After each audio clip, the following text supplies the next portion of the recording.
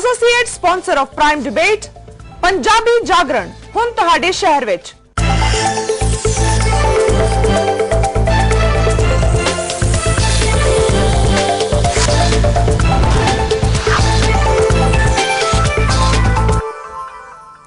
Hello and welcome to the special edition of Day and Night Prime. We also welcome viewers of G Punjab in the United States. Today we are joined in the studios by Vipin Pabbi, resident editor, Indian Express, Chandigarh; Gurjeet Singh, advocate and guest faculty at the National Institute of Law in Patiala; Rahul Bhartiya, coordinator for the region India Against Corruption; Kushaldeep Singh Dhillon, vice president of the People's Party of Punjab; and Professor Manjeet Singh, professor of sociology, Punjab University, Chandigarh. But first, let's take a look at the headlines.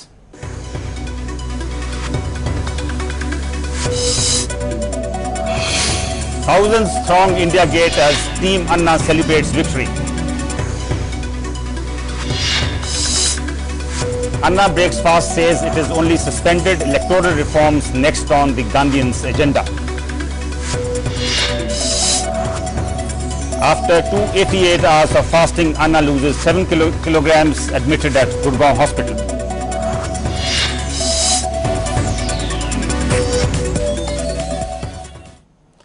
Anna Hazare tasted victory on Saturday night. On Sunday morning, he broke his fast. At 10:20 a.m., the Gandhian drank coconut water mixed with honey, probably aware of criticism that the mass movement ignored some sections of the society. A Dalit and Muslim girl helped Anna end his 288-hour-long fast by offering the glass of coconut water to Anna.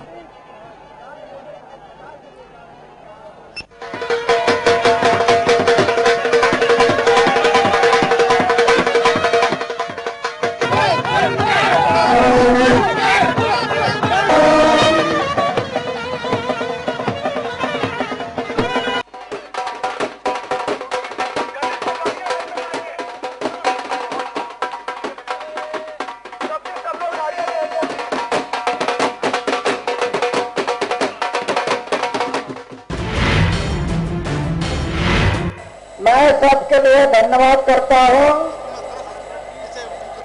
कि आज जन लोकपाल में महत्वपूर्ण 3 मुद्दों को लेकर जो जीत हुई है वो आप सब देशवासियों की जीत है। यहां पर खड़े आप सबकी जीत है। वो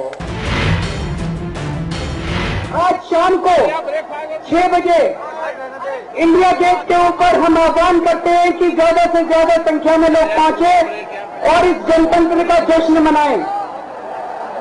शाम को 6 बजे इंडिया गेट के ऊपर। And as expected, thousands of Anna supporters are at India Gate, where we'll go across to our correspondent Ravi Kumar. Ravi, India Gate में इस वक्त क्या हो रहा है? जी कवर, इस समय इंडिया गेट की अगर मैं बात करूं तो यहाँ पर लाखों की तादाद में अन्ना के सपोर्टर यहाँ पर पहुंचे हुए हैं। वो सेलिब्रेशन यहाँ पे कर रहे हैं उस बात का जो अन्ना हजारे का 13वें दिन आखिरकार आकर अनशन टूटा है। और अन्ना ने खुद अपील की थी कि शाम को 6 बजे आकर इंडिया गेट पर आकर वो इस विक्ट्री की सेलिब्रेशन करें। जी कवर।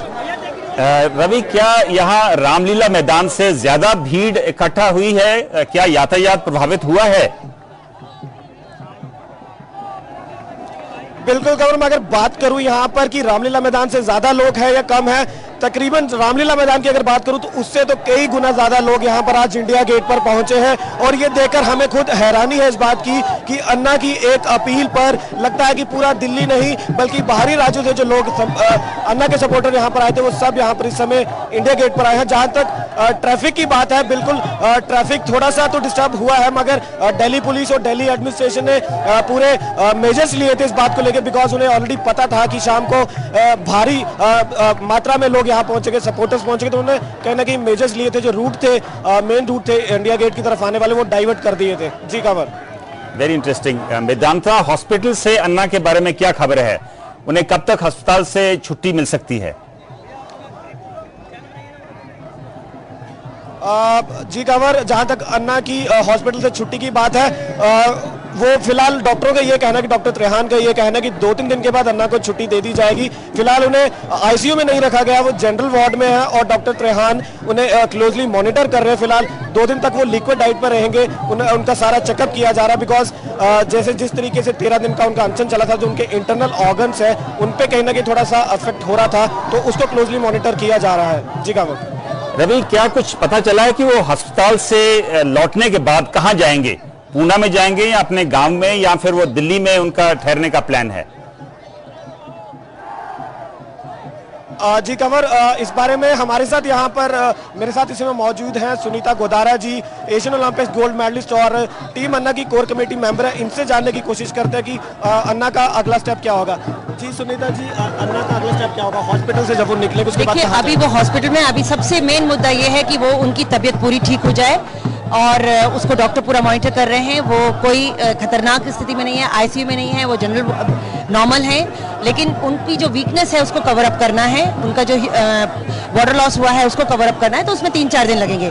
उसके बाद अन्ना को रालेगांव जाना है और जब वो अपने गांव जाएंगे उसके बाद पूरी अन्ना टीम की कोर टीम मेंबर्स सब वहां जाएंगे और वहां पर एक कोर कमेटी मीटिंग होगी। एक कोर कमेटी मीटिंग हो चुकी है और अभी जो आज का ये सेलिब्रेशन है ये जनता की जीत है। दूसरी बात कि इस आंदोलन की वजह से जनता ने बहुत कुछ सीखा है, अहिंसा सीखी है, शांति से यूनाइट होना सीखा है और साथ में उन्होंने ये सीखा है कि पुलिस सिर्फ हमें डराने के लिए नहीं है जो वो सोचते थे पहले, बल्कि पुलिस उनकी रक्षा भी करती है और उनके दोस्त की तरह रहती है, ये सीखा है और वो जागरूक हुए हैं, ये तो बात माननी पड़ेगी। मैं खुद एक उदाहरण आपको बताती हूँ कि अगर आप ऑटो में जा रहे हो, ऑटो ड्राइवर तक जानता है कि जन लोकपाल बिल आने से करप्शन कम होगा। इनका मेन मुद्दा था करप्शन का और इनको चाहे जो हो, इनको ये पता है कि जब जन लोकपाल आएगा उसमें जो पहला एक जो बहुत ही मेन एक पॉइंट है कि जन लोकपाल आने से जो भ्रष्टाचारी है उसको सजा मिलेगी और उसके बाद रिकवरी होगी और जो मुद्दे मान लिए गए हैं कि इनके ऊपर चर्चा होगी, इनको इनेक्ट किया जाएगा, जिसमें कि लोअर ब्यूरोक्रेसी की बात होती है, तो ये इन लोगों को जो चक्कर लगाने पड़ते थे वो नहीं लगाने पड़ेंगे। तो ये बात समझते हैं। जी कंवर, मेरे साथ इस समय मनजीत सिंह भी हैं जो कुछ दिन पहले पार्लियामेंट में घुस गए थे अपना जो प्रोटेस्ट था उसको लेके, क्योंकि अन्ना ने जिस तरीके से अपील की थी कि अगर जो सरकार है वो तीनों मुद्दों को लेकर रेजोल्यूशन पास नहीं करती तो वो संसद का भी घेराव करें। मैं मनजीत से ही बात करना चाहूँगा। मनजीत, किस तरीके की आप में उसमें हिम्मत थी, आप जब संसद में घुसे और किस तरीके से आपने वहाँ प्रोटेस्ट किया? जब तो केवल एक अन्ना जी की आवाज मन में बार बार गूंज रही थी कि शांति से कुछ ऐसा काम करो कि जिससे किसी को तकलीफ भी ना हो और उन लोगों तक आवाज पहुंचे। 11 दिन हो गए थे, उनके कोई कार्रवाई नहीं हो रही थी, इसलिए हमने सोचा कि इस तरीके से इन लोगों तक आवाज जरूर पहुंचानी चाहिए और वो जुनून था एक अन्ना जी का कि शांत तरीके से जाना है, तो हम शांति के तरीके से वहां पहुंचे और अपनी बात रखी। बिल्कुल बिल्कुल। कंवर जी, मैं एक आखिरी सवाल पूछना चाहूंगा सुनीता जी से, क्योंकि सुबह वहां पे मंच से, रामलीला मैदान से अन्ना हजारे ने, टीम अन्ना ने ये अपील की थी कि शाम को आप इंडिया गेट पहुंचेंगे तो टीम अन्ना के मेंबर्स भी वहां आएंगे। फिलहाल अगर मेंबर्स की बात करूं तो सिर्फ सुनीता गोदारा जी यहाँ पर है। ऐसी बात नहीं है, यहाँ पे अरविंद गौड़ भी आए हुए हैं, स्वाति आई हुई है, लेकिन सब अलग अलग जगह है। यहाँ पे लाखों की भीड़ है और उसमें वो कहाँ, हम सब अलग अलग अपना अपना धर्म निभा रहे हैं एक तरह से, और हमारा यहाँ आना जरूरी था। अरविंद जी इसलिए नहीं आ पाए क्योंकि अन्ना के पास से ही वो लेट आए थे और कुछ थैंक यू रवि। जैसे मेधा जी की तो आज Ravi, thank you very much, and do remember to take an Anna cap from there. The last 2 weeks have been truly momentous. They expose the hollowness of some of the democratic institutions, including the parliament. The last few days have also been a kind of a wake-up call to the people of the country. पूरा देश आज उद्वेलित है, पूरा देश आज हमारी तरफ देख रहा है। इस बिल का वो हश्र ना हो जो पुराने 8 बिलों का हुआ है। 43 बरस तक ये बिल घूमता रहा है, लेकिन इस बार आज हम बिल पास करने खड़े नहीं हुए, लेकिन आज हम सरकार को एक सुझाव और संकेत देने के लिए खड़े हुए हैं। We are joined here by Vipin Pabbi, the resident editor of the Indian Express, Gurjeet Singh, advocate, Rahul Bhartiya from the civil society, Kushaldeep Singh Dhillon from the PPP, and Professor Manjeet Singh. Professor Manjeet, I'll start with you. Why do you think Anna movement succeeded when a lot of other movements did not succeed the way this one did? It touched the soul of the people. It came up at a moment when country's democracy was wilting and dying. It's unnatural death. I think state was totally alienated from the people. They were running a business of politics instead of doing politics for the people. And in this situation of alienation of the people from the state, the space and void which was created, Anna has filled it up. But Professor Manjeet, how come all of a sudden this should erupt? I don't think it's all of a sudden, because all other movements were controlled and regulated by parties which have their own agenda, which are also which some way also share the same blemish, you can say, which other parties, dominant ruling parties, share. But Anna directly appealed to the ordinary people, and people are fed up the way state become totally defunct. It was not delivering.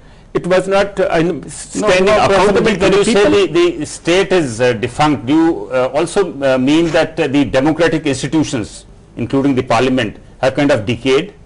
Of course. When cash for question, when it was raised, and I mean the wads of currency notes were shown in the parliament, it was shame.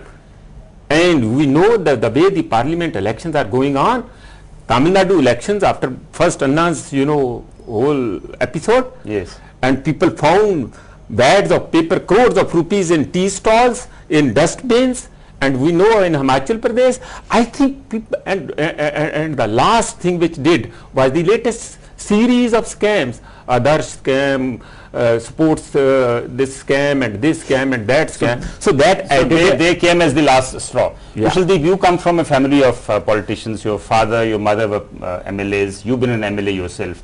Does this movement in some way indicate some kind of a decay in politics of today?